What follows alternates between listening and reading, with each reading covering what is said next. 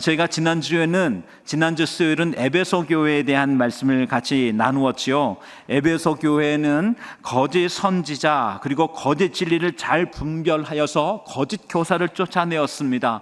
또 어렵고 힘든 시대 속에서 게으르지 아니하고 부지런히 주의 사명과 사역을 감당했으므로 칭찬을 받았습니다. 하지만 동시에 책망도 받았지요. 처음 사랑을 잃어버렸다라고 하는 크나큰 질책을 받았습니다. 그래서 그 첫사랑이 회복되지 아니한다면 그 촛대가 옮겨질 것이다라는 엄중한 이와 같은 경고를 예수님께서 하셨지요. 때문에 오늘 저희가 이와 같은 우리 에베소 교회를 통해서도 복음의 감격을 우리 심령에 우리의 삶 가운데 채우고 또 그 사랑을 흘러보낼 뿐 아니라 오늘 우리 주 안에서 우리 진리를 분별하고 우리 부지런히 주의를 감당하는 여러분과 제가 되었으면 좋겠습니다. 오늘은 서머나 교회 그 이야기를 함께 살펴보도록 하겠습니다. 서머나 교회는 여기 에베소 교회로부터 북쪽으로 대략 한 80km 정도 거리에 있는 항구 도시였지요. 인구가 20-30만 명이라고 했으니까 당시에 20-30만 명이라고 하는 건 굉장히 큰 도시였던 것이죠. 고대 사회에서 20-30만 명이라고 말하는 건 그 관계수로며 여러 가지 물자와 그리고 내용들 그리고 다양한 각축의 산업이 일어날 만한 굉장히 큰 도시였던 것이죠. 그래서 여기 아시아, 소아시아 지역에서 아름다운 도시, 흥왕한 도시로 사람들이 이처럼 우리 아시아의 왕관이라고 하는 별명이 있을 정도로 크나큰 도시였고 굉장히 중요한 도시였던 것이죠. 그런데 이 서머나라고 하는 이 지역에 특이할 만한 한 가지가 있습니다. 그것은 이 서머나 지역이 황제 숭배의 중심지였다는 것이죠.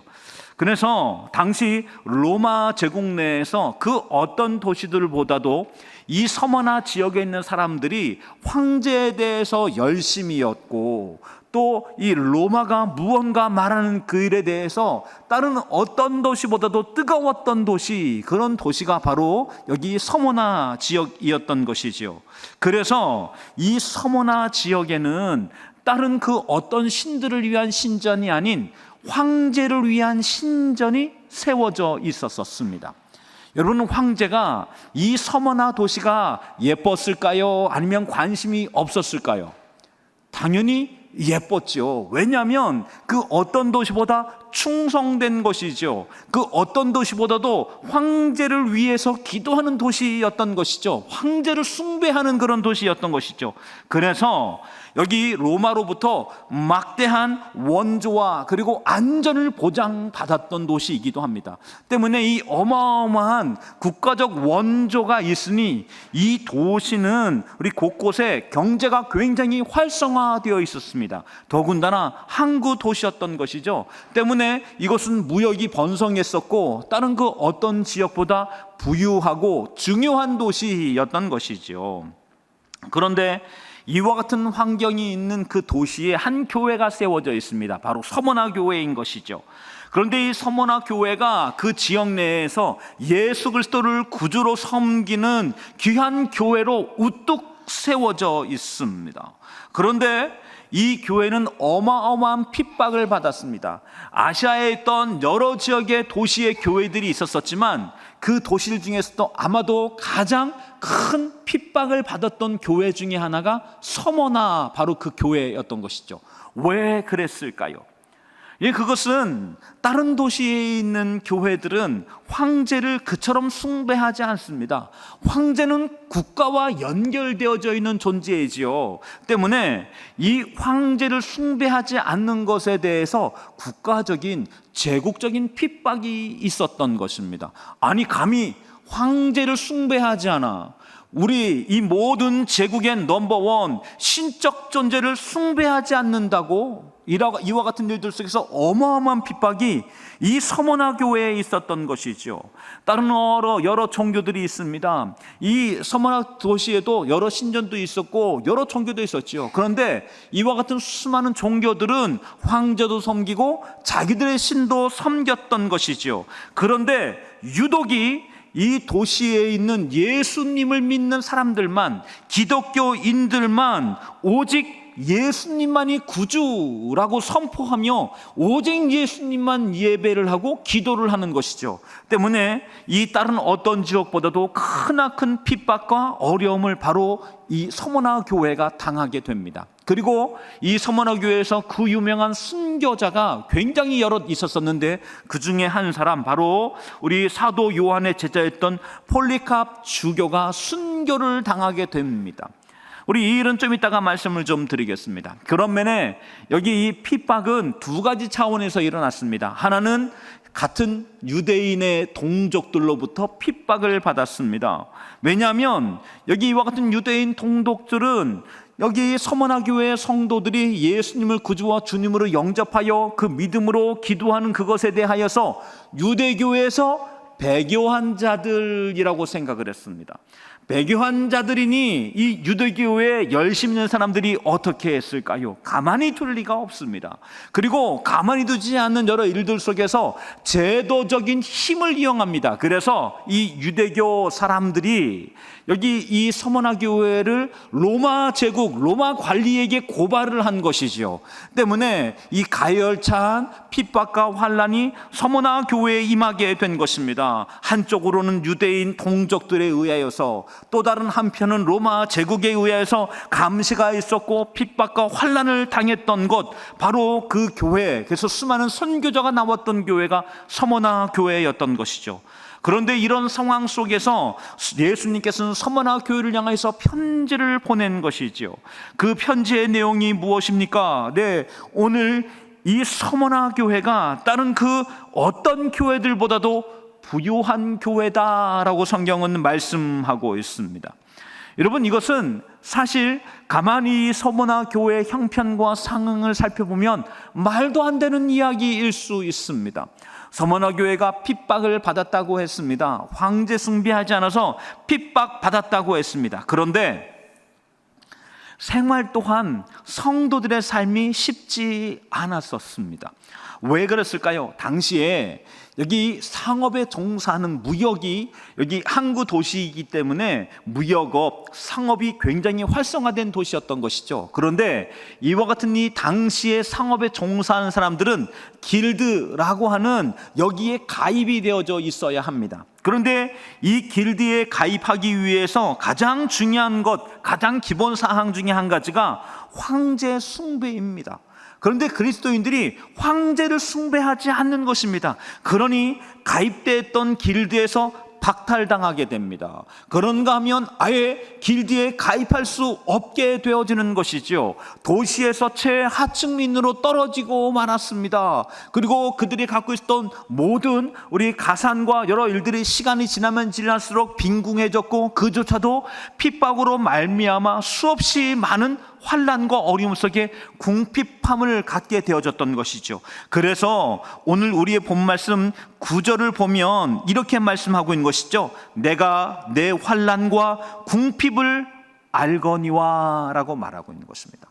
우리 예수님께서 지금 서머나 교회가 얼마나 궁핍하고 어려운지 그것을 보셨다는 것이지요. 그것을 잘 알고 있다는 것이지요. 그런 면에 이 궁핍이란 단어, 이 궁핍의 헬라어는 우리 푸토케이아라고 하는 단어입니다. 이 말을 직역하면 거짓 신세란 뜻입니다. 그러니까 단순히 지금 교회가 조금 재정이 부족해, 조금 어려워, 이 정도가 아니라 교회가 지금 거짓 신세가 되었다는 것입니다. 내가 너의 환난과 거짓 신세가 된 것을 내가 아노니라고 예수님께서 말씀을 하신 것입니다. 그러니 이 교회가 얼마나 극심한 어려움과 환난 가운데 있었겠습니까? 그런데 이 말씀과 더불어 굉장히 아이러니하게 9절 그 다음 절을 보면 이렇게 말씀하고 있습니다. 내가 환난과 궁핍을 알거니와 실상은 내가 부요한 자다라고 성경은 말씀하고 있지요. 사실 이것 세상적으로는 도무지 이해가 되지 않는 상황인 것이죠. 이해할 수 없는 상황입니다. 교회는 정말 극심한 가난과 어려움 가운데 있었었고, 어쩌면 다른 교회들이 이 서머나 교회의 어려움과 연약함의 소식을 듣고 누군가는 원조를 보내기도 했던 것이죠. 이렇게 남의 도움과 어려움 속에 겨우겨우 연명하고 있는 한 교회가 있습니다. 그런데 이 교회를 어떤 교회라고요? 실상은 내가 부요한 자다라고 말씀하고 있는 것이지요. 여러분, 어떻게 이걸 이해할 수 있겠습니까? 사실 세상적으로 보면 굉장히 큰 손실을 겪고 큰 위험과 환난 가운데 있는 궁핍한 생활을 하고 있는 교회였었지만, 예수님은 남들은 세상은 그렇게 볼지 몰라도 예수님 눈에는 참으로 부유한 자다라고 성경은 말씀하고 있는 것이죠.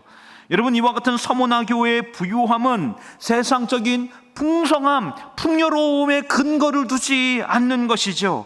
그들은 하나님 나라 그 자녀로서 위대한 유업, 하나님 나라의 놀라운 유업이 그들의 자산이 될 것이다 라고 말씀하시는 것이기도 하며, 그들의 행위를 통해서 이 땅 가운데 그 저 하늘나라의 하늘의 상급이 그 나라에 가득히 쌓여 있을 것이다 라고는 예수님의 선포이기도 한 것이지요. 이와 같은 예수님, 그 예수님이 서머나 교회를 바라볼 때 이 서머나 교회는 참으로 큰 교회다, 참으로 풍요로운 교회다, 참으로 부유한 교회다라고 말씀하고 있는 것 아니겠습니까? 그에 반하여 로마, 그리고 로마 제국과 서머나 지역에 있는 수많은 세속 사람들은 어땠을까요? 어쩌면 세상적으로는 국가적, 제국적 원조를 받고 있는 도시입니다. 그리고 항구가 있는 상업 도시이기도 합니다. 굉장히 많은 부자가 일어난 그런 지역이기도 했지요. 그런데 이와 같은 이 큰 부자와 그 부유함과 풍요로움에 대하여 그들의 내면은 더욱더 여기 이 악함으로 가득 차갑니다. 온갖 술수와 음모와 그리고 음란함과 우상 숭배와 탐욕이 그 도시를 가득히 메우고 있는 것이지요. 분열과 그리고 각종의 악함이 이 서머나 가득히 날마다 더욱더 채워져 가고 있는 것이죠.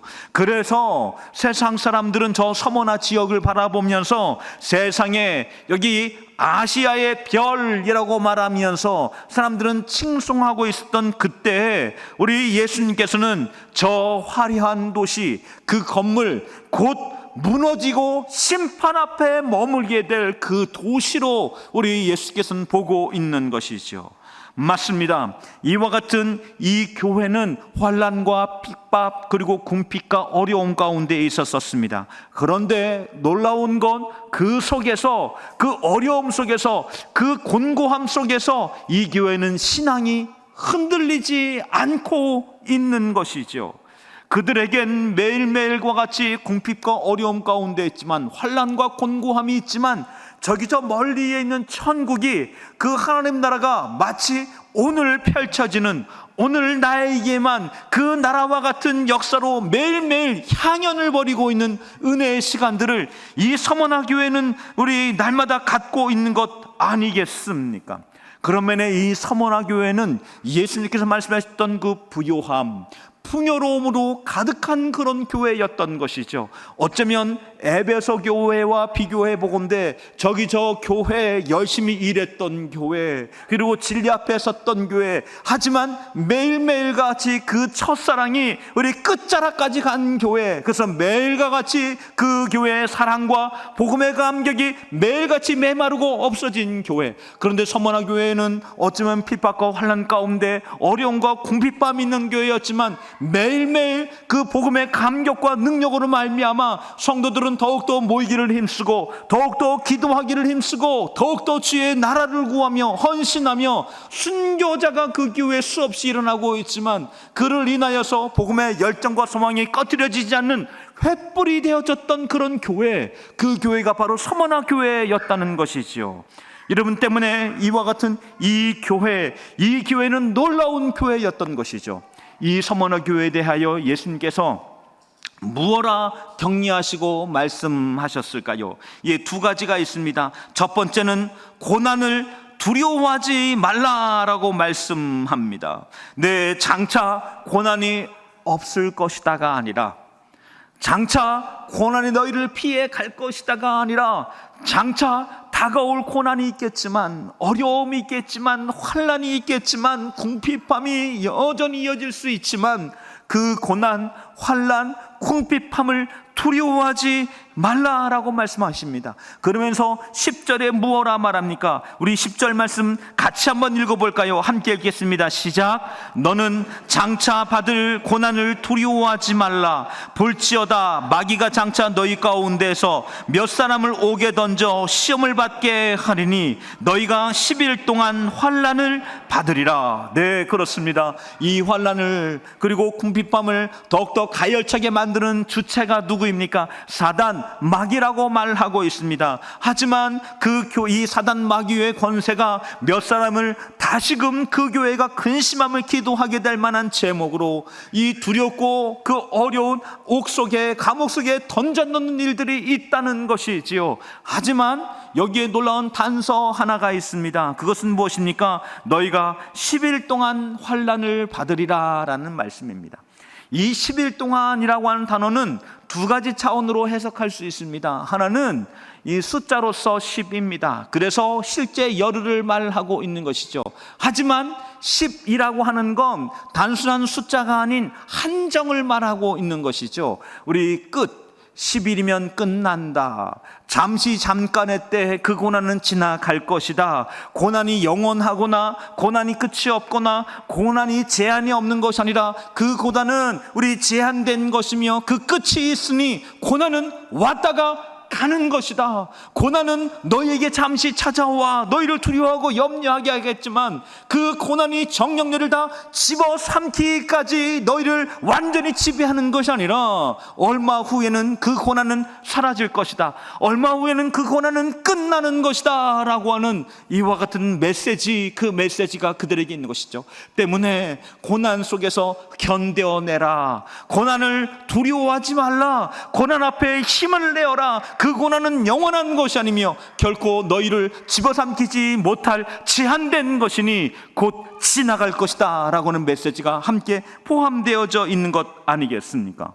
이 환난의 주체, 고난의 주체, 이게 사단 마귀는 우리 무엇을 위해 이처럼 가열차게 우리에게 고난과 곤고함을 더해 줍니까? 네, 한 가지는 예수 그리스도를 고난 속에 부인하게 하는 것입니다. 예수님으로 말미암아 시험 들게 하는 것입니다. 예수님 어떻게 그럴 수 있습니까? 저희가 이만큼 주를 섬겼으면 이제는 은혜 주셔야 되는 것 아닙니까? 라고 이 시험과 곤고함을 갖게 되어지는 것이죠. 그런데 또 한 가지가 있습니다. 그래서 구원에 이르지 못하게 하는 것이죠. 예수를 부인하고 떨어뜨리는 것이죠. 그래서 고난 속에서는 그 고난의 원인을 따지고 그 고난 속에 왜 이런 고난이 왔는지를 묵상하는 것은 결코 도움이 되지 않습니다. 고난 가운데 있을 때는 그 고난 속에 주를 의지하며 이 고난 속에서 고난을 묵상하는 것이 아니라 주님을 묵상하며 은혜를 구하게 될 때 고난을 돌파하게 되어지는 줄 믿습니다. 이와 같은 이때 오늘 저희들에게 무엇을 하셨다고요? 두려워하지 말라라고 말씀하셨습니다. 고린도전서 10장 13절 말씀입니다. 사람이 감당할 시험 밖에는 너희가 당한 일이 없나니 오직 하나님 믿부사 너희가 감당하지 못할 시험 당함을 허락하지 아니하시고 시험 당할 즈음에 또한 피할 길을 내사 너희로 능히 감당하게 하시느니라. 그렇습니다. 오늘 우리의 삶에 두려움과 염려의 고난과 우리 환난의 일들이 왔습니까? 이 일들이 오늘 주께서 우리를 미뻐하사 감당하지 못할 환난과 곤고함을 던져주고 그 억지로 그 짐을 지게 하는 것이 아니라 또한 피할 길을 내시고 우리에게 어떻게 하신다고요? 감당하게 하신다. 감당하게 하신다. 때문에 환난과 곤고함이 오거든 기억하십시오. 주님, 제가 이거 감당할 만한 것인 줄 믿습니다. 그렇지 않다면 주께서 피할 길을 내실 줄 믿습니다. 이것 기도하는 여러분과 제가 되어지길 주의 이름으로 축원합니다. 축원합니다. 축원합니다. 두 번째로는 이 환난과 궁핍 어려움 가운데 있는 주의 성도들에게 또한 말씀하십니다. 죽도록 충성하라. 우리 읽은 말씀 어떻게 말씀하고 있습니다? 우리 10절 말씀, 그 하반절 말씀 같이 한번 읽겠습니다. 내가 죽도록 충성하라. 그리하면 내가 생명의 관을 내게 주리라. 그렇습니다. 사실 이 서머나 교회에 어렵고 힘든 고난을 예고하셨습니다. 그럼에도 불구하고 주님 한편으로 생각하면 참 너무 하신 것 같습니다. 견뎌내는 것만으로, 버텨내는 것만으로, 우리 그 사이에 우리 인내하는 그것만으로 우리의 힘이 다 소진될 것 같습니다. 그런데 우리 예수님께서는 그저 견디는 것, 그저 버텨내는 것, 그저 인내하는 것에 멈추지 아니하고 그거 외에 또 다른 빌드업을 하셨습니다. 무엇입니까? 죽도록 충성하라. 사실 이 말을 좀 더 쉽게 번역하면 이 충성이란 말은 신실하다와 같은 뜻이거든요. 죽도록 신실하라. 내가 있는 그 삶의 현장에서 죽도록 신실하라라고는 바로 그 말씀인 것이죠. 여러분, 그렇습니다. 주님은 오늘 우리의 삶의 현장에서 우리가 말씀으로 고난과 환난 속에서 여전히 이 기도의 소망과 비전을 우리 신실함으로 지켜내고, 우리 감당하던 주의 사역과 은혜를 환난과 고난 가운데 신실히 감당하며 오늘 그 부르심과 은혜 속에서 주님 맡기신 그 일들을 제가 제외하지 아니하고 그 일 앞에 있기를 원합니다 라고 하는 죽도록 충성함, 죽도록 신실함을 저희들에게 요청하시고 당부하셨던 것이지요. 여러분, 이와 같은 이 믿음의 신실함은 언제 드러납니까? 편하고 좋을 때, 이때는 누구나 다 믿음의 차이가 없는 듯합니다. 우리 안전하고 그리고 별 큰 일이 없을 때는 누구나 다 신앙이 다 안전하고 뜨거운 열정과 소망 가운데 있는 것 같습니다. 그런데 고난이 들여 닥쳐지면 그때 믿음의 현주소, 믿음의 본적지가 나타나는 것이지요.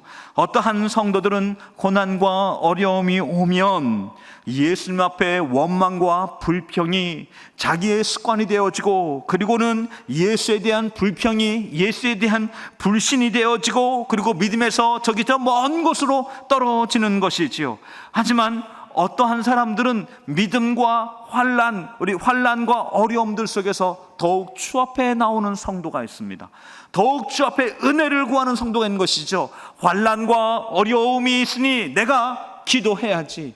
어려움과 궁핍함이 있으니 내가 예배해야지. 내가 더욱더 주를 찾아야지. 주 앞에 나와 은혜를 구하는 믿음의 성도가 있는 것이지요. 맞습니다. 이와 같은 이 고난은 그래서 저희들 하여 믿음의 우리의 진짜 상태가 무엇인지 알려주는 시그널이기도 하며, 우리로 하여 더 큰 믿음으로, 더 큰 진짜 잃어버릴 수 없는 소망과 평안으로 초대하는 놀라운 이끌림인 것이죠. 그래서 고난은 고난만으로 끝나지 않습니다. 고난 속엔 반드시 축복이 있는 것이죠. 숨겨져 있는 그 축복의 비밀이 무엇인지 알아가며 그 눈과 시야를 주 앞에 두게 될 때 진정 고난이 어느 한 날 축복이었음을 고백하는 믿음의 시간들을 우리는 경험하게 되어지는 것입니다. 여러분, 그러므로 우리 고난 속에서 우리 주 앞에 두려워하지 아니하고 죽도록 충성하시는 여러분과 제가 되어지길 주의 이름으로 축원합니다. 마지막 한 말씀만 드리겠습니다. 이토록 충성한 주의 교회, 주의 성도들에게 무엇을 주신다 하셨습니까? 바로 생명의 관을 주시겠다라고 말씀했습니다. 여러분, 로마 제국과 서머나 지역에 있는 수많은 사람들은 여기 핍박과 환난을 통하여서 서머나 교회에 어마어마한 순교자들을 배출을 하고 목숨을 빼앗아 간 권력자들이 있었던 것이죠. 그런데 그들이 생명을 빼앗아 갔지만 성도의 믿음을 탈취해 갈 수 없었습니다. 성도의 믿음을 결코 좌절시킬 수는 없었던 것이지요. 여러분, 초반에 말씀드렸던 이 서머나 교회의 유명한 순교자, 바로 사도 요한의 제자였던 폴리캅 주교가 있었습니다. 이 폴리캅 주교, 이 사람은 당연히 예수님의 제자요, 그리고 사도 요한의 제자였을 뿐만 아니라 더군다나 로마 황제에 대하여 고개를 들지 머리를 숙이지 않았던 사람이었기 때문에 당연히 직접적인 박해의 대상이 되어졌지요. 그래서 여기 열렬히 황제를 숭배하던 사람들에 의하여서 이 폴리캅은 로마의 감옥에 던져지게 됩니다. 그때 로마의 집정관에 섰던 폴리캅의 제목은 무신론자였습니다. 왜 무신론자였을까요? 폴리캅이 황제라고 하는 신을 믿지 않았기 때문에 무신론자라고 하는 제목으로 재판을 받게 되어지는 것입니다. 그리고 그 재판의 결과는 폴리캅의 화형이라고 하는 결론을 내게 되어졌습니다. 집정관이 이 화형장으로 끌고 가던 도중에 이 폴리캅을 회유하기 시작합니다. 사실 믿음이라고 하는 것은 무엇입니까? 말 한마디입니다.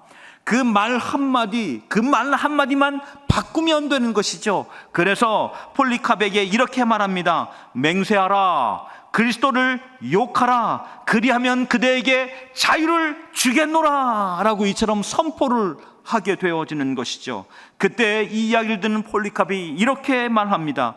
내가 86년 동안 그분을 섬겨왔지만 그분은 내게 단 한 번도 해를 입힌 적이 없었습니다. 그런데 내가 어떻게 나의 왕이요 나의 구주이신 그분을 욕할 수 있겠습니까? 라고 도리어 반문했던 것이죠. 그래서 여기 집정관은 그에게 즉각적으로 화형을 선도하는 것이죠. 그때 이 폴리캅이 다시 한번 말합니다. 당신은 잠시 타오르다가 꺼져버릴 이 불로 나를 위협하고 있어. 왜냐하면 당신은 장차 임할 심판과 악인을 위해 예비한 영원한 형벌을 알지 못하기 때문이요 라고 오히려 그 총독을 불쌍히 여기며 말을 했지요. 그래서 이 사람들이 이 폴리캅을 나무 장작 위에 이제 올려놓고 그를 탈출하지 못하도록 묶으려 했던 것이죠. 그때 폴리캅이 이렇게 말합니다. 나는 괜찮다.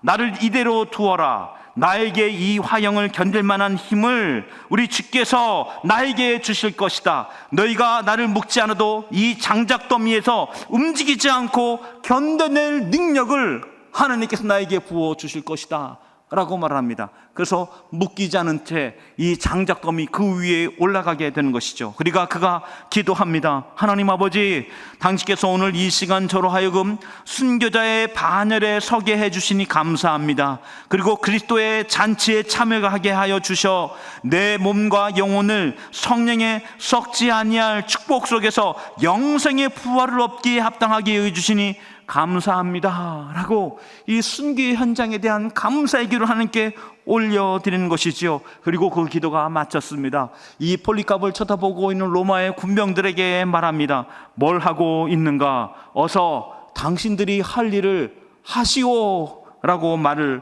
하지요. 그래서 이 장작더미에 로마의 군인들이 불을 붙였습니다. 그런데 이 화염이 폴리캅의 주변에서 둥그렇게 보호막처럼 벽을 치고 이 폴리캅에게 불이 가까이 가지 않는 일이 일어났습니다. 그때 이 집정관이 그 모습을 보고 경악을 하면서 저기저 폴리캅을 향하여서 칼과 창으로 찍으라 라고 이야기를 했습니다. 그래서 폴리캅은 화형에 죽은 사람이 아니라 그 화형대에서 칼과 창으로 찢겨 죽는 사람이 되어졌지요. 그런데 그의 몸에서 피가 터지게 되어지면서 오히려 폴리캅을 태우고자 했던 그 불들 다 꺼버리고 말았던 것입니다. 당연히 이 폴리캅은 그 현장에서 이와 같은 창과 칼 그것에 찔려 죽게 되어집니다. 그런데 이와 같은 이 폴리캅의 죽음을 지켜보았던 수많은 로마 그리고 이 서머나 지역에 있는 사람들이 다음과 같은 질문을 던졌다고 합니다. 어떻게 기독교인들은 죽음을 눈앞에 두고서도 조금도 움츠러들지 않을 수 있는가? 예수님 때문에 죽는데도 어떻게 오히려 감사하다고 할까라고 하는 이 의문을 가지고 각각 자기의 삶의 자리로 돌아갔다고 하지요. 그래서 이 폴리캅의 죽음은 오히려 복음의 부흥에 귀한 등불이 되어졌던 것입니다. 여러분 기억하십시오. 오늘 생명의 관, 이 생명의 관은 이 땅에서의 부유함이 다는 아닐 것입니다. 주의 나라에서 꺼지지 않는 영원한 영생의 불과 소망을 갖는 귀한 역사와 능력의 불인 줄 믿습니다. 오늘 이 땅을 살아가면서 그 나라와 소원을 구하면서 어려움과 곤고함 속에서 이 믿음 안에 고난을 두려워하지 아니하고 담대함으로 전진하는 여러분과 제가 되어지길 주의 이름으로 축원합니다. 우리 다 함께 우리 계시록 2장 10절 하반절과 11절 말씀을 읽고 오늘 설교를 마치겠습니다. 이제 우리 내가 죽도록 충성하라, 여기서부터 같이 한번 읽으실까요? 함께 읽겠습니다. 시작. 내가 죽도록 충성하라, 그리하면 내가 생명의 관을 내게 주리라. 귀 있는 자는 성령이 교회들에게 하시는 말씀을 들을지어다. 이기는 자는 둘째 사망의 해를 받지 아니하리라. 아멘. 그렇습니다. 오늘 이 땅에 그 주께서 부어주실 생명의 관과 소망을 바라보면서 곤고함과 슬픔만 이 땅을 믿음으로 승리하시는 여러분과 제가 되어지길, 우리 포항침례교회 주의 성도 되어주시길 주의 이름으로 축원합니다.